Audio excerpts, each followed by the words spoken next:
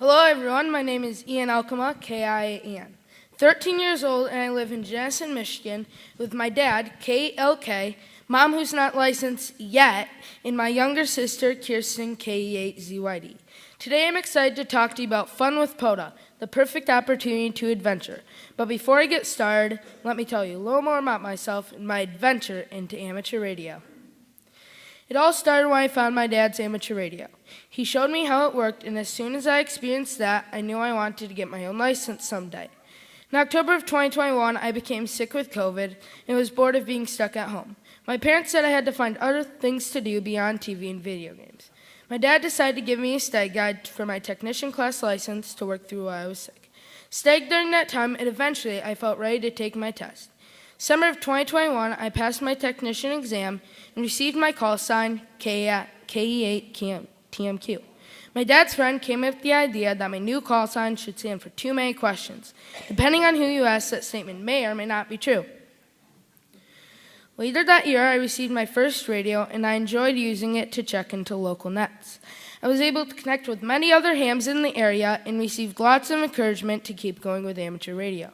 Even discovered some other kids into amateur radio that live only a few miles away from me. That made me even more excited to see other youth so involved in that amateur radio is not just for adults. After watching my dad make contacts on HF, I knew I had to keep up. So I was back to staying, and in June of 2022 at the W8 IRA Hamfest, took my general exam and passed. Soon after that, I was on the air on HF and began running digital modes at home. Made contacts in all 50 states and many DX stations from around the world. Continued to learn as much as I could about the different aspects of radio. Set a goal for myself that I wanted my amateur extra before my 13th birthday. After a lot of staying, I achieved that goal in August of 2023. Shortly after, I received my vanity call sign, KI8AN. June of 2023, I helped on a digital station at Field Day with the Holland Amateur Radio Club. Later that afternoon, I was able to make my first HF voice contact with one of my friends. He was running the GOTA station, which stands for Get on the Air. Coach me on how to break through the pileup and make the contact. This is what got me so excited about making HF voice contacts. After I worked up my nerves at home, finally made my first HF voice contact, and it happened to be the Parks on the Air activator at Adirondack State Park. This is how I first learned about the Parks on the Air program. I was really excited to learn about POTA because I had a love for national parks and the outdoors. I was hooked. Parks on the Air, or POTA, started in 2017 after the ARL's National Parks on the Air special event had come to an end. It was enjoyed so much, a group of volunteers got together and started what is now Parks on the Air. The golden rule of POTA is to have fun and keep it simple. There are two types of POTA, hunting and activating. The easiest way to get started is to sign up on the POTA website and get started hunting the bands. Hunting Parks on the Air is great fun, but for me, the real adventure begins at the park. Hunting Parks on the Air is the perfect way to get started in the program, especially if you don't have the portable equipment to go into the parks. It also teaches you the basics of how the program works. Each park in the program has a letter and number designation to help the hunter know which park is being activated. People love and try to make contacts with as many unique parks as possible to earn progress on special certificates such as working in park in every state. One great thing about this program is its flexibility. You can operate using just about any mode and frequency within your license privileges. Hunting Parks on the Air is also a great way to improve your radio and on-the-air skills. Hunting POTA is great fun, but for me, the real adventure begins at the parks. Activating is physically going out to a park, registered in the program, setting up a portable station, and making contacts. To have a successful activation, you need to make at least 10 unique contacts. Activating can take place inside a vehicle, on a bench or picnic table, or even a hike into the wilderness. As long as your entire station is within the boundaries of the park, you are good to go.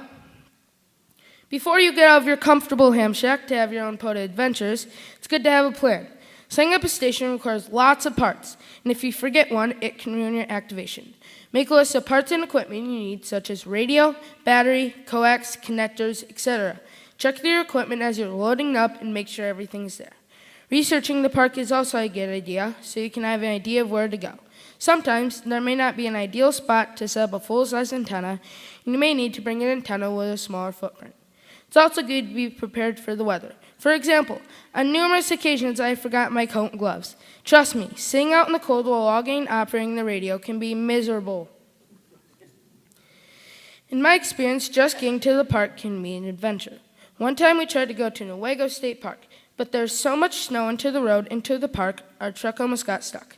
After getting turned around, we decided to hang farther down the road to the North Country Trail in Manistee National Forest. When we arrived, we found the same situation. Couldn't get down the access road to deep, wet snow. Finally, we found a place to park. We hiked a half-mile through the snow, uphill both ways, with all of our equipment. I ended up sitting on a log along the North Country Trail, allowing me to activate both parks at the same time. I've had some amazing adventures at many different parks, but one of my favorite POTA activations was at Muskegon State Park. While exploring for a place to set up, we discovered one of the coolest places ever, the Blockhouse, which is situated on a dune overlooking Lake Michigan. It's beautiful to watch the sunrise over the lake while I was making contacts on the radio. After that, we drove to Duck Lake State Park a few miles up the road, and I sat up on the shores of Duck Lake. It was awesome to look out over the lake and enjoy nature while being to be on the air. Afterwards, my dad and I went on a hike along the shores of Duck Lake, under a bridge, and came out onto the beach of Lake Michigan. Being able to activate and enjoy 2 awesome parks in one day was incredible. Making friendships through POTA and being able to share my adventures with others is something I love. On one occasion, I was able to meet up with one of my Elmers, Brad, KR8P. Met him at the Hart Montague Bike Trail State Park. We had a great time, and Brad even brought a new antenna for me to try. So much fun to learn from his and his experiences, to share something we both love, POTA. Afterwards, several local hams came to meet me at the park. Another time, I was able to spend the day on a 5-park river with my friend Andrew, NAAPR, and his dad, Andy, KAPR. We met to activate a 2 for Bacali Wildlife Unit in Bass River State Recreation Yard, 2 parks. What started out as a morning activation turned into an all-day adventure. We were able to add Grand Haven State Game Area, Grand Haven State Park, and Olive Township State Game Land with lunch at Culver's in between. We had a great time. My dad and I went back again with Andy, KAPR, and his twin boys Seth, NASTH, and Nathan, NANJR. So much fun to spend time with other youth during POTA, and our friendships have grown ever since. I've also been able to share all my adventures with some of my family, whether it's my dad, sister, or grandpa. My dad has been with me in all of my adventures. He drove me to all the parks, taught me how to set up a portable station and antennas, troubleshoot problems with me when the station had an issue. He's also helped me learn how to use our radio. When he wasn't taking pictures for my presentation, he's even been able to activate parks with me. A few occasions, my grandpa has been able to join me. One time we went to Rogue River State Game Land. I was able to show him how to set up a portable station, make contacts, and tell him what POTA is all about. It was a beautiful morning spent in the woods, seeing the reflections of fall colors on the lake. I've also been able to bring my sister, Kirsten, KE8ZYD. She went on several activations with me and had a fun time learning about POTA. After that, she wanted to get her amateur license too, which she did this year. Another incredible park my family and I visited and activated was Wolf Lake State Fish Hatchery. Set up our station in front of the Pond Visitor Center. While making contacts, we were even able to talk to other visitors about amateur radio and POTA. Some of my favorite things about Wolf Lake were enjoying the visitor center, feeding the fish in the show pond, and bird watching. It is very cool because they raise a rare type of fish called lake sturgeon, so rare in Michigan that only a few people are allowed to catch them each year. In the visitor center, we picked up food to feed the fish in the feeding pond. He'd even brought me binoculars, and we went on a bird-watching adventure. As we hiked around the fish ponds, we saw mallard, goldeneye, hooded merganser, and a blue-winged teal, too. Sometimes, part of the adventure with POTA is experiencing the unexpected. One such experience happened at Holland State Park. We were setting up the antenna that goes from the canal from Lake Macatawa into Lake Michigan. And we watched a ship push a barge to the canal. The ship was so large it seemed like it would barely fit. My dad looked up the ship and we found it was heading to Gary, Indiana. It is very neat to see a ship going right into the canal where I began activating. Make sure during your activations to enjoy these parks you are visiting. These special places always have something fun to offer. Always trying to find other fun activities to do along with our activations, where we jump off dunes with friends, go on hikes at the beach, enjoy watching the sunrise over the lake, or explore something new.